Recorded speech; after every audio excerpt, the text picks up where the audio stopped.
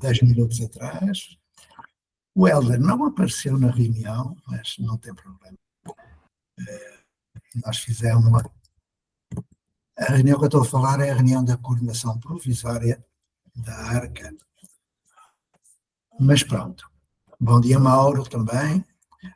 Para quem é de Portugal, boa tarde. A Rita, o Luís, a Paula, a Maria Antônia. Aqui está equilibrado, não é? Luso brasileiro, como é que se diz? Brazo, português, não é? Brazo não dá. Pois é, então, a Zizi perguntou se alguém tem alguma professora para apresentar. Tudo muito caladinho. Eu desliguei a minha imagem, também porque ela não é muito famosa, mas porque tem uma nuvem, né? Um bocadinho me perguntaram. Ouviram falar de Dom Sebastião, o mito de Dom Sebastião? Ainda hoje, bom dia Sílvia, ou boa tarde, ainda hoje, no Maranhão, existe a espera de Dom Sebastião, sabiam isso? Sabias? Há duas grandes propostas de mitos aqui, uma é o do Espírito Santo, da Cristina Silva, dos mistérios, né? A outra é do Dom Sebastião, que há de vir um dia no meio da neblina e tal. Como é que é possível, 500 anos depois, né? Os portugueses vieram para cá e criaram raízes. Olá, Tina, bom dia. Bom dia, Catarina Nave, como é que vai essa fonte santa? É preciso mesmo que seja santa para operar milagres. Não sais daí, Catarina. Não saio. Eu vou sair da escola. Do prédio. Vou sair, exatamente. Mas já tenho o meu trabalho preparado para arrancar. Iremos conversar sobre isso. Há bocadinho falei com o Luís para criar alguns grupos de trabalho já e podemos criar o primeiro em Almada, que é para ver se a Catarina fica protegida juridicamente, cientificamente, e depois o resto virá. Aproximam-se tempos extraordinários, meus amigos e minhas amigas. Vós nem imaginais quanto. Bom, então, Zizi, tu é que és a mestra destes encontros, diz lá, o que é que vamos fazer hoje? Agradecida, amigo Zé. Então, só organizar a nossa dinâmica de grupo, né? Então, teremos o nosso guardião do tempo permanente, amigo de Cronos, Luiz.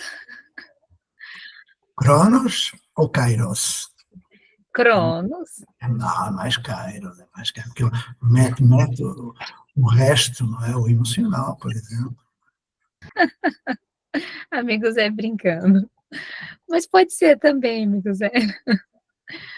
Os dois. Não, hoje o Luiz está com dificuldade.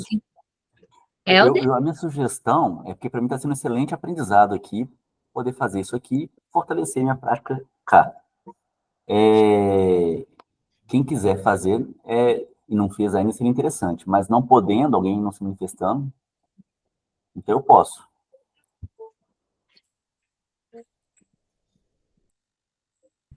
Agradecida, Helder, mas sempre bom, tá? Quem possa assumir sempre importante. Então, vamos fazer o acordo de 5 minutos, né? Se precisar de mais, é só solicitar.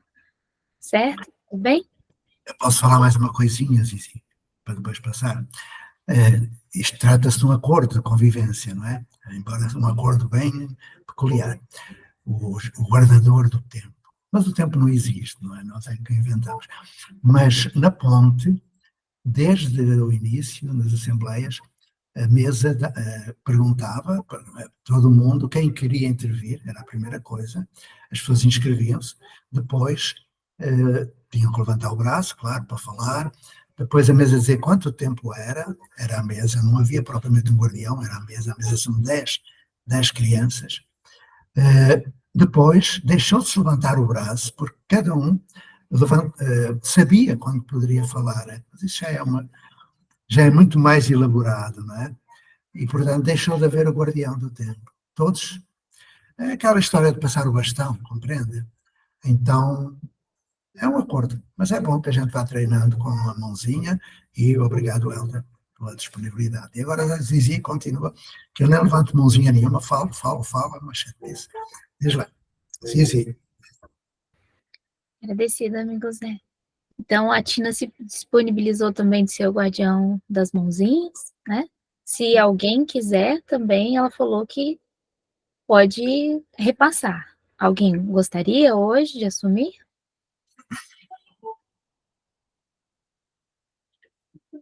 Olha, no próximo encontro vamos deixar para que todos assumam. É importante, como o amigo Zé colocou, é um estágio. Primeiro, nós precisamos trabalhar aquela questão, a criança ou o jovem ou adulto não nasce sabendo, né? Nós construímos o saber. Então, primeiro nós precisamos desenvolver a dinâmica de grupo e um dia nós chegamos numa naturalidade de já conseguir fazer com excelência, mas para construir excelência nós precisamos construir, né? Então,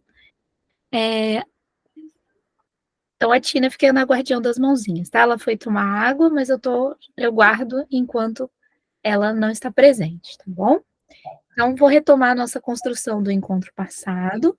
Nós estávamos falando, né, sobre avaliação, os critérios de avaliação. A Tina retornou.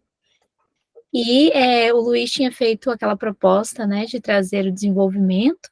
Então, se não tiver nenhuma outra sugestão de pauta, eu traria essa questão de continuarmos, né? Porque o Luiz está trazendo uma vivência prática da localidade que ele está fazendo e o nosso intuito é justamente esse, é ajudar os projetos, a rede de comunidade de aprendizagem tem esse propósito também, de ajudar os projetos e ajudar a desenvolver as dificuldades, as problemáticas que estão ocorrendo, porque juntos nós podemos trabalhar e complementar em cooperação cada localidade, né?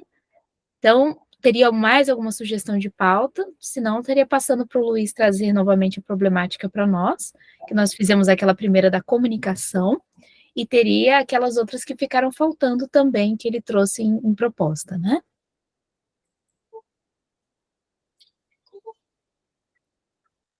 Bom, acredito então, Luiz, que teria isso. Amigo Zé, se tiver alguma questão que você queira trazer agora ou ao final, também dá para entrar nessa construção de pauta, tá? Só estou trazendo a construção que nós fizemos na última semana.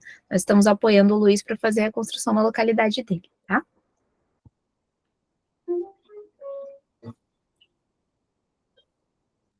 Bom, acredito que não. Isso, os indicadores de aprendizagem. Luiz, se você puder falar qual indicador de aprendizagem ficou para ser desenvolvido, que eu me recordo, comunicação, nós trouxemos propostas, ideias, né? E você tinha colocado mais 2 indicadores.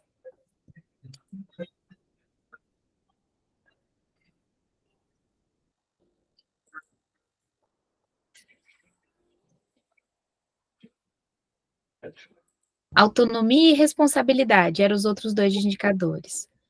Então, eu daria uma sugestão de nós fazermos primeiro sugestão de desenvolver ele, né, no caso, autonomia, e quais sugestões nós teríamos para trazer para o Luiz sobre autonomia, que é um indicador que ele está necessitando para fazer na localidade com o núcleo dele, e depois passarmos para a responsabilidade. O que vocês pensam? Nós fazemos 2 rodadas de colocações.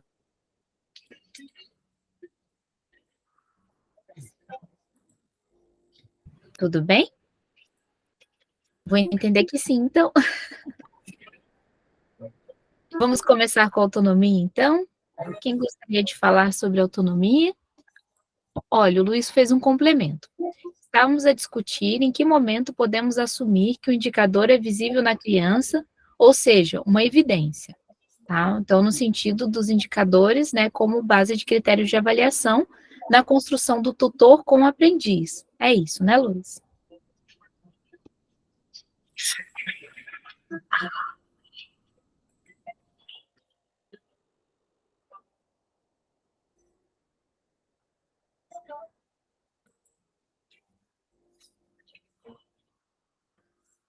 Está fazendo uma retomada, pelo que eu entendi aqui, que ele colocou que depois o Mauro disse que o indicador pode ser uma forma de formatação, né? Ele falou sobre a padronização, aí nós fizemos alguns questionamentos sobre a questão que o indicador é necessário, mas ele não deve ser voltado à padronização, né? Aí foi feito algumas possibilidades de sugestões, usando a matriz axiológica, né, para que se utilize valores. A Maria Antônia até fez a colocação sobre a confiança e a autoestima, que seriam importantes, para serem como se fosse critérios de avaliação dos tutores ao fazer uma construção de um indicador, certo?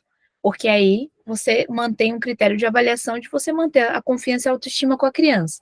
Isso foi correlacionado, inclusive, ao indicador de comunicação, que nós estamos falando na semana passada.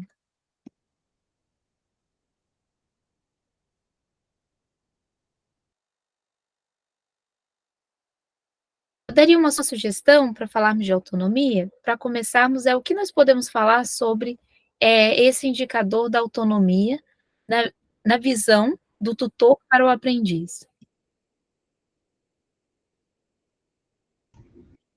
Rita? Olá, bom dia. Bom dia. Olha, eu tenho um entendimento de autonomia justamente voltado à comunicação, né? Então, assim, a criança, é claro que tudo isso é muito individual. Eu acho que ter uma metodologia de medir e tal é importante, mas é importante ser individualizado. Por exemplo, tem crianças que são muito comunicativas, e a partir do momento que cada vez mais ela ganha mais autonomia, aumenta esse nível de comunicação, esse nível de expressão. Tem crianças que já são menos expressivas, e eu acredito que aí o nosso objetivo, junto com ela, é construir uma maneira dela se comunicar melhor. E isso está ligado à questão de autonomia. Porque o saber falar o que eu penso, saber falar quem eu sou, expressar quem eu sou, está dentro do controle que eu tenho sobre a minha vida, sobre o que eu quero, né? Sobre as minhas vontades, meus sonhos. E isso é uma construção com a criança, mas é a partir de quem a criança é. Né? É claro que uma escala para uma criança que é super expressiva, adora, já tem a certeza que ela quer ser cantora, que ela quer fazer teatro, fazer alguma coisa ligada à arte, que é mais assim desenvolvida essa parte humana, para ela a escala é diferente do que uma criança que é mais retraída, que tem mais uma questão da mente voltada mais para exatas, uma mente mais... Então, assim, são escalas individuais. Eu acredito que precisa ser escalas, tem que ter uma padronização geral, mas específicas para cada criança. Não sei se eu falei muita abobrinha. Eu levantei a mãozinha. A gente tem, enquanto a Rita falava aí sobre autonomia e comunicação, eu lembrei de uma historinha. Será que a gente tem espaço para uma historinha? Eu acho que mostra um pouquinho esse tal do indicador. É mais uma historinha provocativa do que falar de autonomia ou qualquer outra coisa, tá? Só para provocar um pouquinho aí o cérebro de vocês. Quer falar antes, Mauro? Não, posso esperar. Tá bom. Vai ser mais interessante. Tá bom. Teu áudio está com algum problema, tá, amigo? Vê se você consegue um fone melhor aí, que o teu tá dando ruído.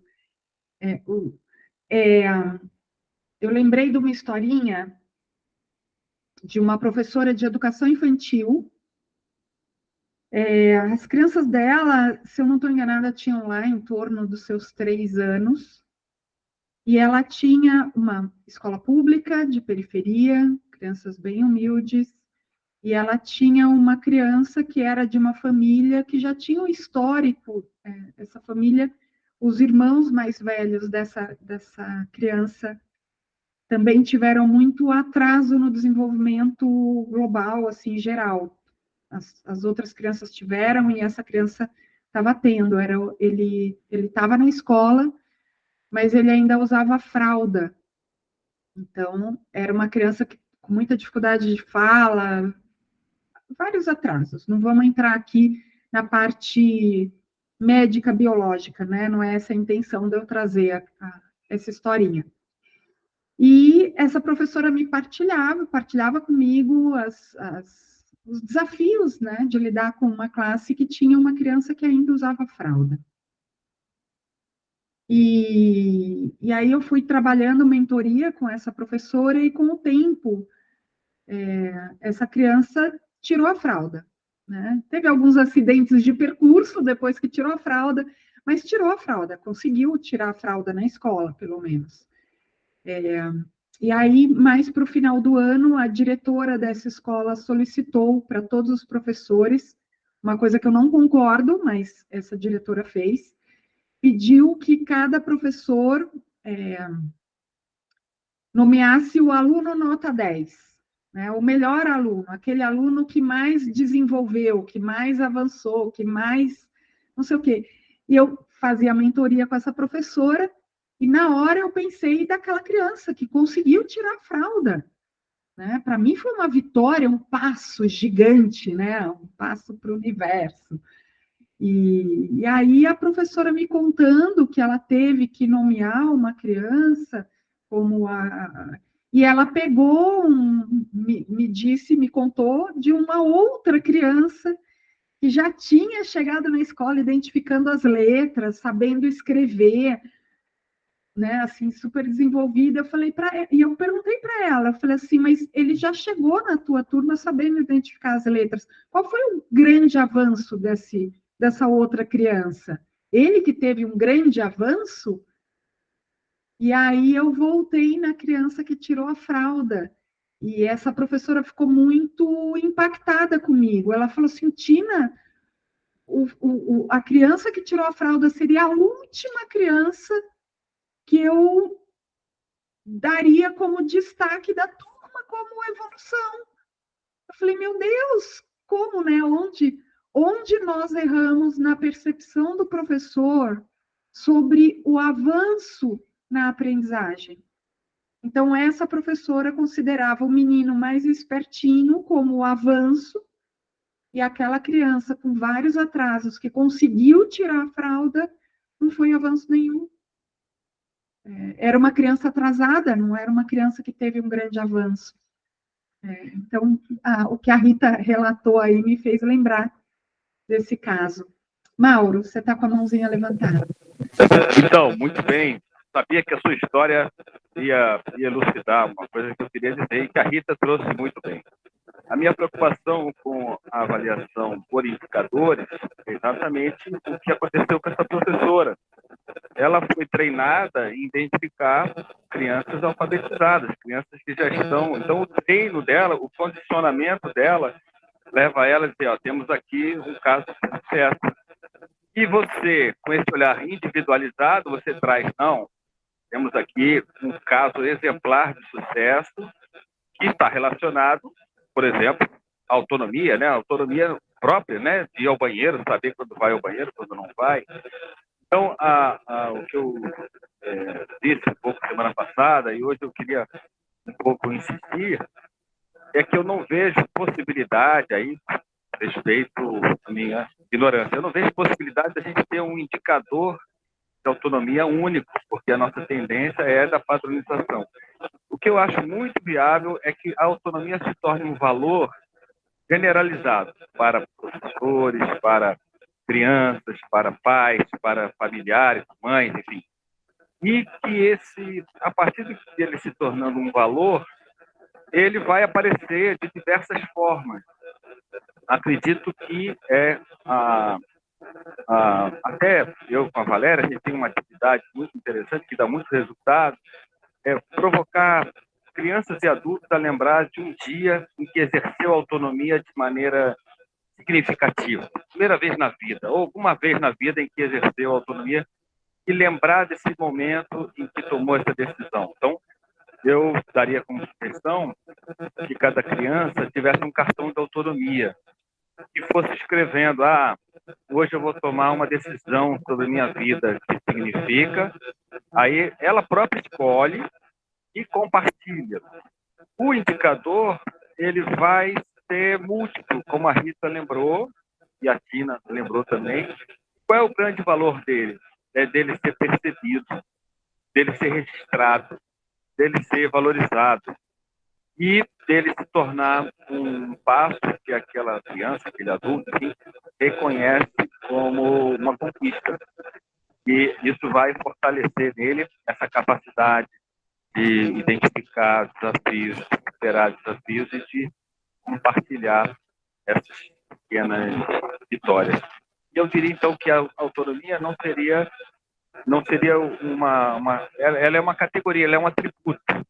Ela é um valor que pode se tornar um atributo, uma competência, né, dentro da escala de cada um. Passar a palavra. Obrigada, Mauro. Depois o Mauro, o Helder. Mauro, se você puder abaixar sua mãozinha, por favor. Gente, bom dia, boa tarde. Essa questão dos indicadores é de fundamental importância para a gente fazer uma resposta ao modelo instrucionista, né? Que já tem tudo pronto, já a prova, né? Padronizado, pronto. É a cama de Procusto, né? Aquele mito grego, uma historinha também que eu gostaria de compartilhar curta. É aquele anfitrião da mitologia que recebe, né, seus convidados, colocando eles para se espreguiçar em uma cama modesta, cuja finalidade é estirar aqueles que são menores que a cama e cortar aqueles que são maiores que a cama, né? Ou seja, a padronização não pode ser uma forma em que a gente tenta atingir um universal e deformar as pessoas, né? E sim valorizar suas singularidades. Então, eu estava aí fazendo tutoria e sempre um mito eterno retorno nas questões de tutoria, principalmente em relação ao que é a vida. As crianças pequenas perguntando para mim sobre o que é a vida, sobre como adestrar cachorro, como cuidar de cães, de gatos, e perguntando o que diferencia um ser vivo do que não é um ser vivo, e mostrando o ciclo nascer, crescer, reproduzir, morrer, e eu falo, puxa, mas o que mais que os seres vivos eles têm como característica? Porque muitos não reproduzem, muitos não morreram, né? Alguns são castrados, e nessa conversa eu percebi um elemento interessante que volta para essa questão da avaliação da autonomia, que é um processo evolutivo da vida, né? De autorregulação, de autocriação, autopoiesis e de autorregeneração, né? Aqueles princípios que Maturana e Varela colocam sobre a vida.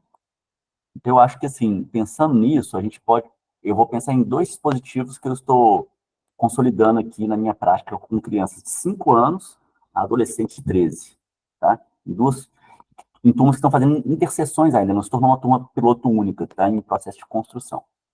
Bom, com relação ao dispositivo de aprendizagem específico, tutoria, eu vejo que indicadores de autonomia aí, pensando sempre na singularidade, é a escolha do tema, é a elaboração coletiva não, em dupla, às vezes coletiva, do roteiro de estudos, o prazo para se realizar esse roteiro, criado pela própria criança, geralmente ela vai criar a sua relação com o tempo, né, retificando, né, reconstruindo, reelaborando essa relação com o tempo, que geralmente nós mesmos, eu mesmo falo por mim, esses tempos, às vezes a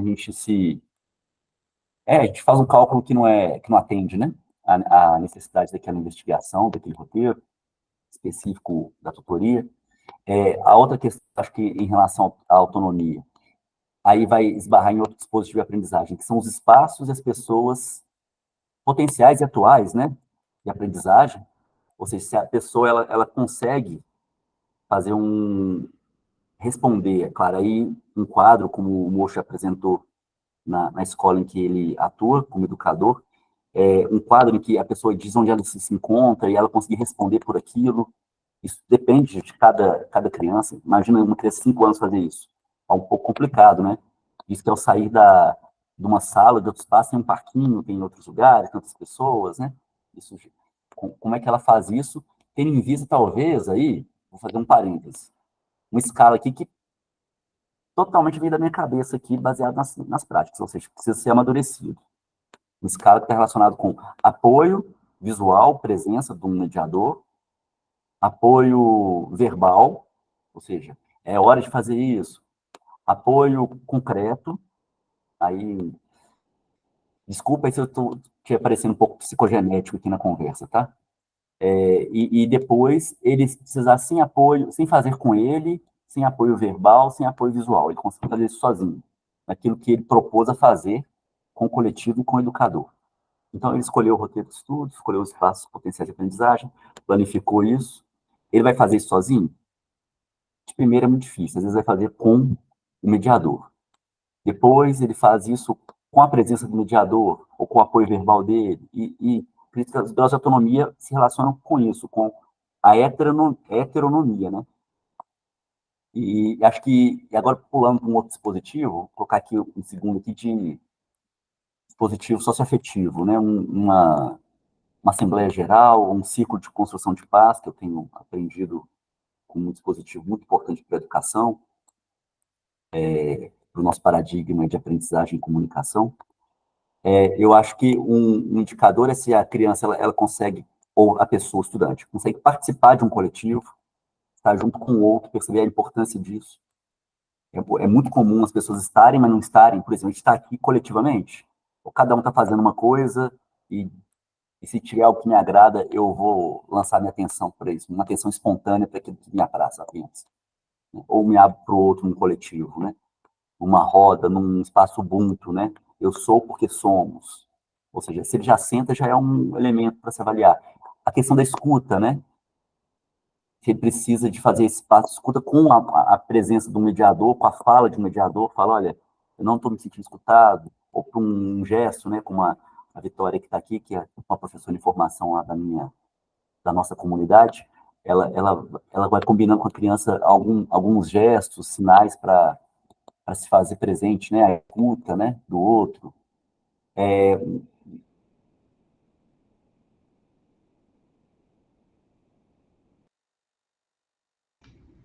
Essa questão, porque nos espaços convencionais lá da escola, geralmente se coloca um bonequinho ou um fantoche lá, em que a criança vai para o banheiro, ela pega para ir. E aí e pede o professor. Eu falei, olha, vamos construir um combinado aqui que vai fazer uma autorregulação. Não precisa pedir ao professor, basta ir. Não precisa levar o fantoche nem nada, o bonequinho que sinaliza. Basta ir.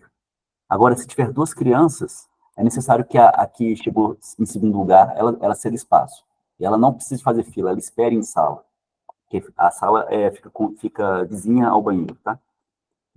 E a gente vai criando, e isso vai gerando uma autorregulação, porque muitas vezes essa situação, ela vai ser confrontada, não vai ser praticada, né? Então, olha, vamos lembrar dos combinados, construímos juntos, né? Então, são elementos que a gente poderia escrever aqui, assim, né? Estou me estendendo demais, mas que vise não uma padronização buscando universal, mas que valorize essas singularidades, né? Ou seja, eu vou lembrar aqui de um aluno meu que tem Asperger, que ele começou a aprender a gritar com o outro de seus incômodos. Antes ele não gritava. E falava que isso é um problema. Eu comecei a falar, será que é um problema ou que é um avanço? Ele está começando a enunciar incômodos que antes ele não percebia. Ele não conseguia dizer. Ele não conseguia externalizar. E isso é um grande avanço para ele. Aí agora ele já começa a sentar à beira de uma roda de conversa. Bom, é isso que eu gostaria de colocar em relação à tutoria, resumindo, tutoria, uma assembleia ou roda de conversa, né? Indicadores que pensássemos assim, algo nesse sentido. Obrigada, Helder. Zizi? Então, eu queria reforçar essa questão, porque é realmente importante perceber que indicador não é padronização. Isso aí é uma questão que a gente tem que separar mesmo. Os indicadores são necessários, porque quando nós trabalhamos com a tutoria, com as questões, nós temos que ter uma construção em comum, porque não tem como cada um puxar para uma questão. É igual, por exemplo, falando de uma questão prática. Quando você não tem os indicadores consultores, aí cada tutor fala de uma vertente. Ah, não, eu vi que a criança pôr a mão na lama é bom. Ah, não, é ruim. Ah, eu chamei a atenção da criança porque ela pôs a mão na lama. Aí o outro coloca, não, eu não chamei, eu dei parabéns. Então, isso começa a acontecer tantos conflitos que a criança fica perdida. Então, os indicadores são necessários para construir, com os tutores principalmente, uma ação em conjunta que todos cooperem para aquela aprendizagem. Por isso a importância dos indicadores. Não é padronizar, é acordar. Eu vejo que esse é o grande diferencial, é fazer os acordos de convivências que vão possibilitar os indicadores funcionarem a partir daquela região. Uma sugestão que eu sempre utilizo é fazer a problemática e os potenciais correlacionados aos indicadores. Então, por exemplo, as crianças, vamos falar de autonomia. Então, o que as crianças consideram autonomia? Eu sempre faço uma enquete com todos, crianças, os tutores, para entender primeiro qual que é a ideia de autonomia. Aí as crianças colocam, autonomia é nós conseguirmos dar descarga no banheiro e, como o Luiz colocou, lavar as mãos depois de ir no banheiro, conseguir não deixar o banheiro bagunçado e conseguir deixar tudo organizado, digamos assim, fechar a porta. Então, elas mesmas constroem os seus indicadores do que elas veem que é autonomia quando elas estão indo no banheiro e lavando as mãos. Aí, outra questão, quando elas vão se alimentar. Quando a gente vai se alimentar, o que é autonomia? Autonomia é nós sentarmos, conseguimos comer e depois lavarmos nosso prato e colocarmos no lugar onde ele precisa estar. Então, a gente tem a nossa autonomia de ação. E autonomia com o outro? É a gente conseguir não empurrar o outro. Isso é uma autonomia, porque a gente respeita o espaço do outro. Então, eles mesmos vão fazendo acordos ligados a esses, ao valor de autonomia, que vão gerar indicadores que eles estão conseguindo chegar em autonomia. Aí é feita a pergunta: quais são as problemáticas que vocês têm de autonomia? Nem todas as crianças conseguem responder, mas elas começam a entender o quê? Elas começam a entender como... Olha, estamos tendo várias questões aqui. Eu vou ler um pouquinho as questões, tá? Que eu acho que vale a pena trazer no vídeo também. O Luiz colocou, exemplo, saber se uma criança consegue ser autônoma na ida do banheiro. Indicadores, coloca o papel no cesto, lava as mãos, deixa tudo arrumado e volta a colocar a roupa. Aí o Luiz trouxe novamente, nós temos que tentar arrumar indicadores para muitas outras competências. Aí a Rita trouxe também. Indicador, elementos, parâmetros de observação relevantes para a aquisição de determinada competência, não padrão. O Mauro, compreenda os indicadores que você propõe, Luiz. O processo de escolha e pactuação desses indicadores será decisivo para o seu sucesso. E o amigo Zé colocou, autonomia, ausência de evidência. Age autonomamente quando ajudado por outro, toma iniciativas adequadas às situações sem intervenção alheia, revela uma elevada autoestima e seguranças nas tarefas, reconhece e aceita diferentes pontos de vista. Sim. Tina, eu li, você está falando de mais alguma do Luiz, que a Tina pediu para eu ler? Não, tá. Então, só complementei aqui para trazer, o amigo Zé colocou que é uma escala. Então, no sentido do que eu estava falando, seria nessa escala de avaliação. No sentido que eu estava falando, seria nessa sugestão com relação a fazer exatamente isso. É você combinar com as crianças para fazer os estágios desse desenvolvimento da autonomia e com os tutores, para que eles possam avaliar junto com as crianças e as crianças possam também trabalhar a sua avaliação. Porque no momento que as crianças percebem que não está tendo aqueles indicadores, elas podem também dar o feedback umas para as outras. Olha, estou vendo que nesse ponto da autonomia você não está conseguindo, o que eu posso te ajudar? Como é que eu posso fazer? E muitas vezes nem expondo a criança. Como o amigo Zé sempre colocou, e colocou sobre a ponte também, onde uma criança fala, olha, tem alguém que está acontecendo alguma coisa, o banheiro está, né, com o papel no chão, algum de nós não está conseguindo ter essa autonomia de jogar no lixo. Então, você começa a ter uma construção de grupo, né, para que construa esse indicador de autonomia. Mas é muito importante com os tutores, a sugestão é ter esses indicadores correlacionados aos valores. Quais os valores desse indicador nós estamos trabalhando? E fazer esse levantamento dos problemas e potenciais. É como eu trabalho e normalmente dá muito certo, porque as crianças mesmo conseguem falar o que elas estão conseguindo alcançar. E isso é o mais importante, porque elas precisam ter noção disso. A verdadeira avaliação vem de você entender o que é essa avaliação e a lógica dessa avaliação, porque senão a avaliação ela perde a lógica. Então, pelo menos, eu daria dentro dessa sugestão. Obrigada, Zizi. Antônia?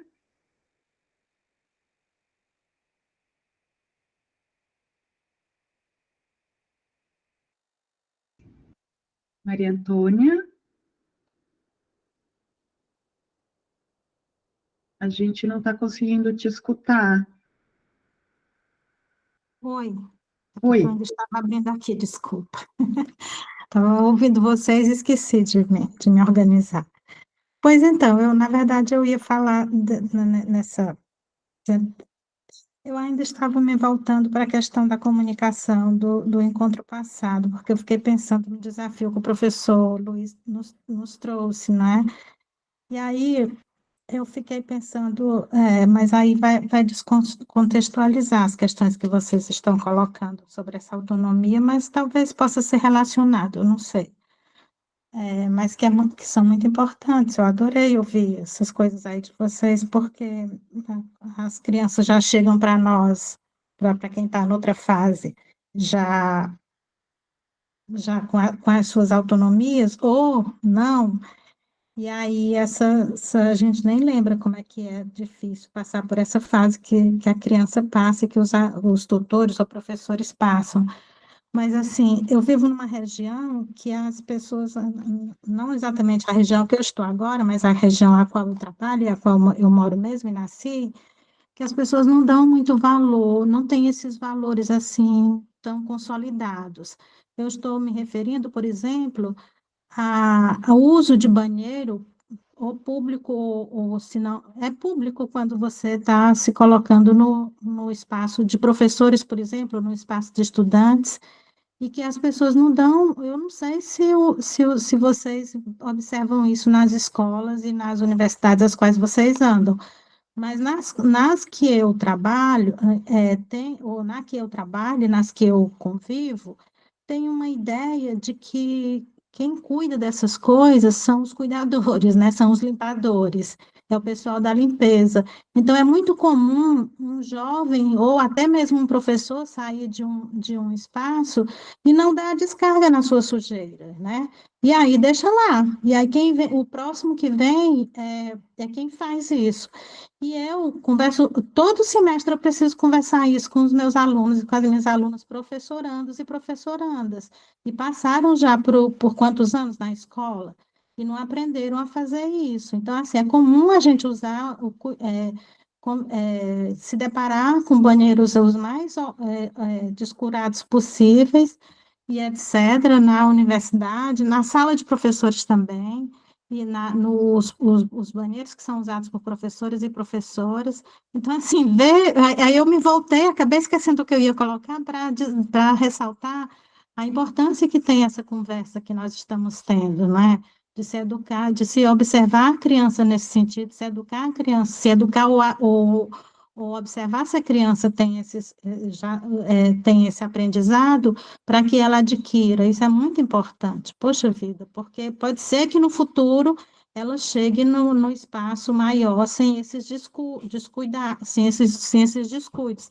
Eu lembro que eu já conversei, já estava em sala conversando uma vez sobre os cuidados que se deve aprender com o outro e com outra, e com a outra e consigo próprio, né, a respeito desses assuntos, e um estudante que hoje, inclusive, é coordenador de uma escola, às vezes eu fico pensando se ele já mudou, ele devia ser um sexto semestre, porque eu fico conversando, sobretudo, eu preciso conversar por causa dos estágios.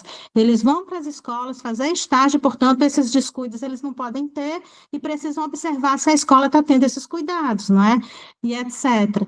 E aí um estudante só levantou-se, jogou, vinha com um papel na mão amassado, jogou assim praticamente em mim, só fez jogar assim um papel como quem estava me desafiando para dizer que isso era bobagem. Eu entendi dessa forma, não é? Então, assim, esse tipo de coisa que a gente ainda se depara, mas eu não posso dizer que isso é um nível de Brasil, que lá, se você for para São Paulo, se você for sei lá, para a região aí do professor Helder, para outras regiões do Brasil, que a gente vai encontrar essas coisas. Eu sei dizer que na minha região a gente encontra, e que todo semestre precisamos conversar com os estudantes sobre isso. Então, eu queria agradecer por esse momento. E aí, depois eu falo sobre essa questão do que eu tinha pensado sobre a criatividade e comunicação, que era a conversa da vez passada, não é? Obrigada. Obrigada, Maria Antônia. Helder? Bom, gente, com licença. Em relação a essa conversa nossa, está muito enriquecedora para mim. A minha pergunta que eu faço, e aí, professor José, se puder me ajudar nesse sentido aí, eu preciso de ajuda, essa avaliação, nesse sentido aqui, não sei se pela Escola da Ponte, a partir da Escola da Ponte, ela vai nos dar uma referência em relação a isso.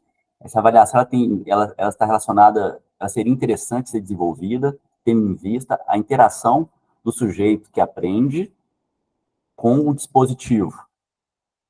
Né? E aí eu vou separar aqui, que é mais bobagem fazer isso, mas é didático, o dispositivo de aprendizagem e os dispositivos de habilidades socioafetivas. Ou seja, eu procurei fazer isso aqui agora, porque me veio isso, porque seria uma forma de organizar que seria interessante. Ou seja, em relação à tutoria, como está o envolvimento, a participação, o comprometimento, aí aquela escala de autonomia que foi descrita aqui pelo professor, né?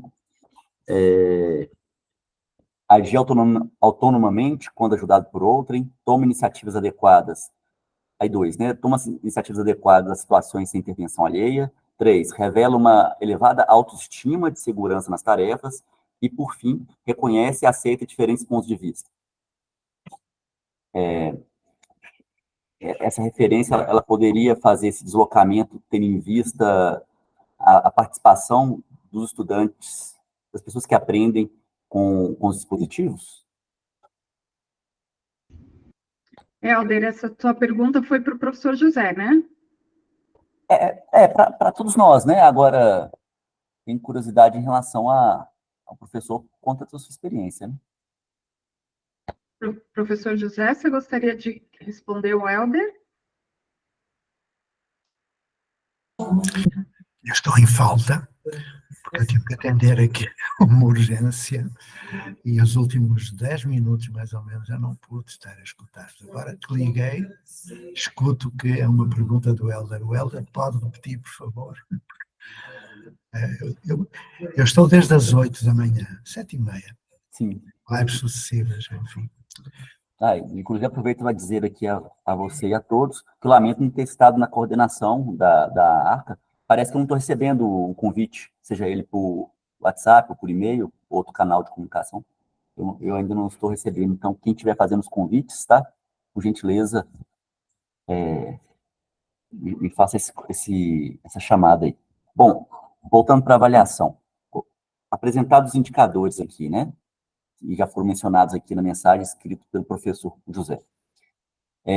A minha pergunta é se essas avaliações, para que elas tenham uma certa objetividade, mas sem tirar a singularidade, né, e a perspectiva do sujeito que aprende, tendo em vista como uma avaliação processual, formativa, né, e continuada, com foco no sujeito que aprende, se essa escala de aprendizagem, ela não deveria voltar para os dispositivos de aprendizagem. No caso aqui, eu falei da tutoria, por exemplo, e da Assembleia Geral, e a gente avaliar a participação dos sujeitos que aprendem, tendo em vista a participação deles nesses dispositivos. Seria isso? Vamos lá, então. E peço desculpa realmente não ter estado durante quase 10 minutos, que precisei de estar noutro lugar. Há uma coisa que me preocupa, muitas coisas, não é? Uma em particular, e que foi preocupação de um casal há muitos anos atrás, há mais de 100 anos, a Elise e o Celestão. Foi esse casal que criou vários acordos de convivência que mais tarde a Ponte colocou em prática. A Assembleia de Escola e outros. A Assembleia de Escola, não de turma, não é? Turma não existe enquanto conceito de Assembleia. Então, o que me preocupa, apesar de estes encontros serem extraordinários de reflexão, e vos agradeço profundamente que estejam em contacto, que ao sábado se reúnam e discutam. O que me preocupa é exatamente essa transposição, não é da teoria para a prática, isso não acontece, é essa simbiose, essa religar de teoria com a prática. Ou seja, criar dispositivos que concretizem uma resposta a uma necessidade da ensinagem, não é? Neste caso. E como eu disse, por exemplo, quando o Freinet cria um método natural de leitura, por exemplo, que não é um método, é uma metodologia, ele não cria absolutamente nada. Ele apenas pega numa proposta de um senhor chamado Adam, que em 1890 criou uma metodologia, e o coloca em prática. Quando ele faz a assembleia, ele não cria absolutamente nada. Ele pega na República de Crianças, no final do século XIX, e coloca em prática. Há uma outra observação que eu gostaria de fazer. Para além dessa síntese de teoria e prática, que produz dispositivos pedagógicos, dispositivos de relação, é preciso pensar que esses dispositivos serão quase inúteis em sala de aula. Porque em sala de aula o centro é o professor. E, portanto, quando falamos em dispositivos de relação, onde é que está a relação? Se quem decide é o Ministério, daquilo que tem de ensinar, e quem faz o planejamento é o professor. Onde é que está a autonomia do aluno? Onde é que está a autonomia do professor? Onde é que está a relação? Onde a comunicação? Onde a criação de vínculo? Não está. Então, duas coisas me preocupam. E volto a dizer que considero estes encontros de sábado extraordinários na reflexão. Mas me preocupa que não sejam feitos dispositivos. E são duas considerações que eu aqui expus. A primeira, a necessidade de concretizar numa praxis, teoria e prática. A segunda, que tudo isso, todas as propostas de Montessori, Claparede, John Dewey, são inúteis em sala de aula. Têm que ser colocadas num contexto, até diria, neobehaviorista, porque é muito comportamental. Repara que tudo o que é acordo de convivência são direitos e deveres, são combinados que conduzem os comportamentos. E a síntese de comportamentos conduz à criação de atitudes. É uma área que não pode ser trabalhada em sala de aula. É isto que eu queria deixar-vos, não acrescentei muito mais.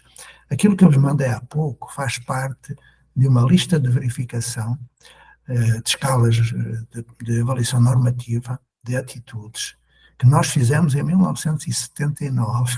Eu começo a rir, porque como é que é possível? Não estou a falar de nós, estou a falar do Ministério, pronto. Que algo que foi feito há quase 50 anos, eles continuem a discutir o sexo dos anjos da avaliação, a discutir o centro no aluno, a discutir essas coisas todas. E o centro no aluno não existe. Como eu tenho dito, os dispositivos de relação, eles não têm centro. Eles estimulam a relação numa autonomia que é autonomia com os outros. Não é uma autonomia individual, é uma autonomia grupal, societal. E já estou a falar demais, para tão pouco que eu disse, vos deixo novamente, porque já só faltam 10 minutinhos, pedindo desculpa novamente por ter de me ausentar naquele bocadinho, porque vós não imaginais o que é este computador. Eu não tenho tempo de respirar, mas não me lamento. É ótimo estar convosco. Gratidão. Obrigada, professor Maria Antônia. Era só para dizer que eu não posso afirmar que as crianças, né, que estão no ensino infantil e no fundamental, não estão aprendendo essas coisas, esses valores, esses dispositivos. Isso também eu não posso afirmar. O que eu estou dizendo é que quando as crianças adultas, né, os jovens chegam na universidade, alguns deles, não se pode dizer também que a maioria, não tem esses valores. Agora, sim, eu, como historiadora, eu sempre gosto de relacionar com o contexto qual a criança também vive, não é? Que nós não podemos esquecer do que é o Brasil, e das regiões e dos problemas regionais e locais que a gente tem, porque nós temos cidades que ainda que tem populações inteiras que ainda não têm saneamento básico. Então, assim, não dá para esquecer essas coisas, não é? Tá bom? Que essas coisas chegam à universidade, dentro do contexto do qual a criança vivencia. E eu garanto que não é só aqui no Ceará nem no Nordeste, não, né? Mas isso eu posso garantir, também com o conhecimento geográfico e do IBGE que eu tenho.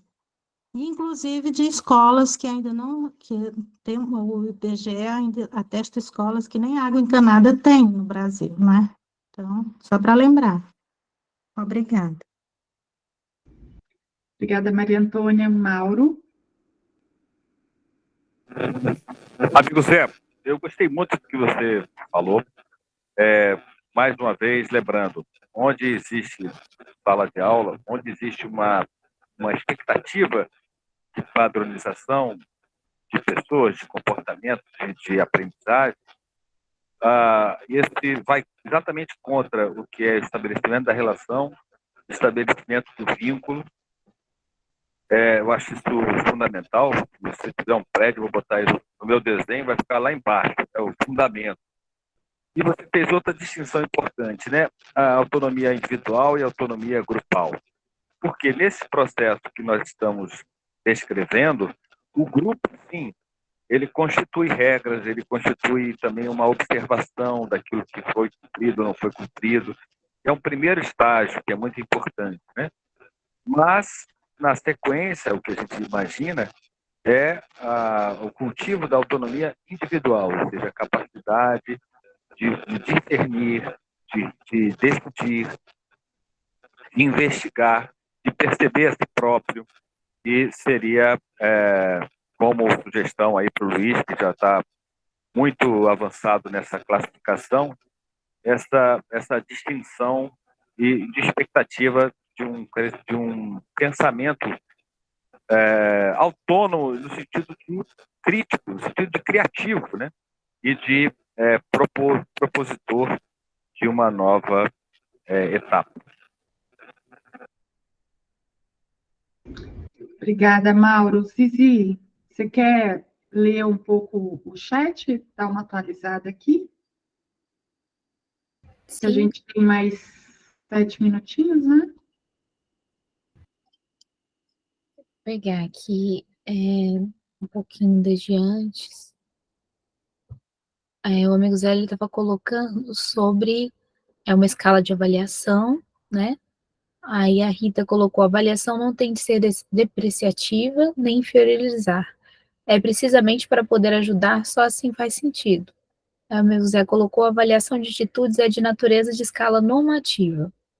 A Daniela acha que o nível do Brasil, infelizmente, observa isso em diversos lugares. Eu acredito que ela estava respondendo a Maria Antônia. Vou pular algumas questões aqui, voltar para a Rita. Recentemente, na reunião com o professor do meu filho, ele disse que estava ali só para dizer se as competências acadêmicas estavam aprendidas e se transitava o ano. Eu frisei precisamente que tudo faz parte daquele ser, tudo é o desenvolvimento de competências, autonomia em processos pessoais, as conquistas e todas as aprendizagens que fez ao longo do ano não podem ser reduzidas a saber somente quanto é 2 mais 2. Maria Antônia concordou e o Luiz colocou que até porque saber quanto é 2 mais 2 não serve para nada se não souber usar, né, obviamente. O Luiz trouxe uma continuação. A discussão sobre avaliação em Portugal é ridícula, porque a avaliação está ligada à prática de observação do desempenho dos alunos, avaliação formativa.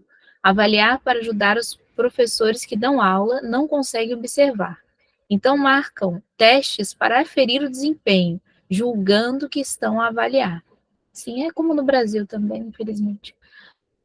O amigo Zé colocou: Maria Antônia, a Escola da Ponte, em 1976, nem tinha banheiro, era o Nordeste de Portugal.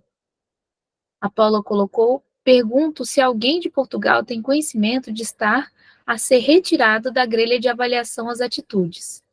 Isso é uma boa pergunta, até se alguém souber responder, essa eu não saberia. Se o Luiz souber, ou alguém de Portugal, ou mesmo o amigo Zé. Bom, eu posso continuar ou gostariam de responder essa questão, alguém? Vou continuar então.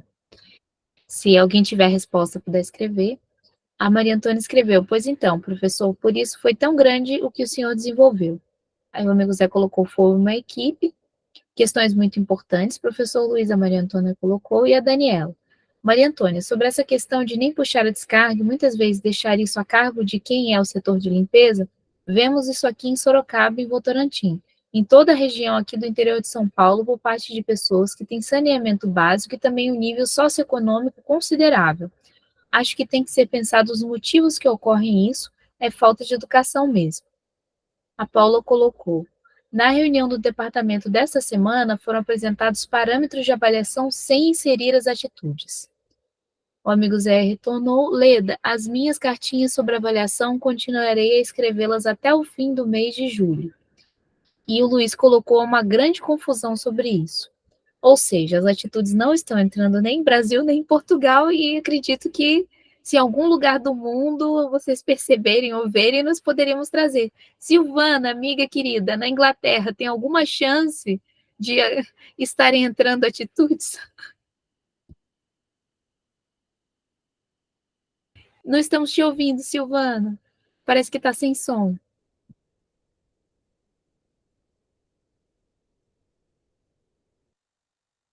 Tudo igual.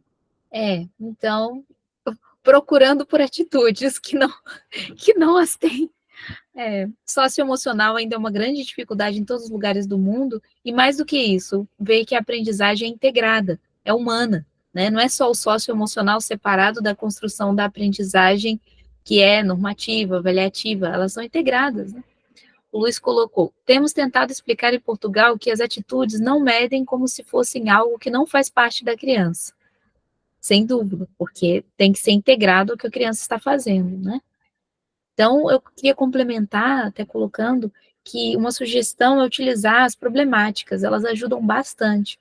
Porque quando nós sabemos quais são as dificuldades que as crianças estão vivenciando, e para isso os acordos de convivência são essenciais, consegue-se fazer uma escala para chegar no quê? No desenvolvimento dos potenciais que as crianças têm para trabalhar essas dificuldades.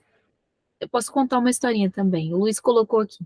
Então, criaram grelhas de observação de atitudes e deram pesos diferentes. Conhecimento, 70%. Atitudes, 30%. Deu asneira.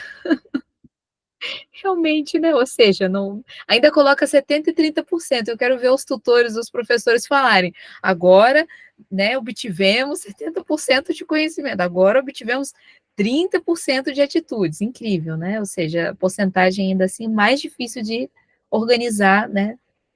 Uma sugestão que eu daria, né, da prática vivencial é que as crianças, quando elas percebem, principalmente quando tem um conceito do que é autonomia, elas conseguem trazer, né, qual que é o conceito de autonomia para as crianças?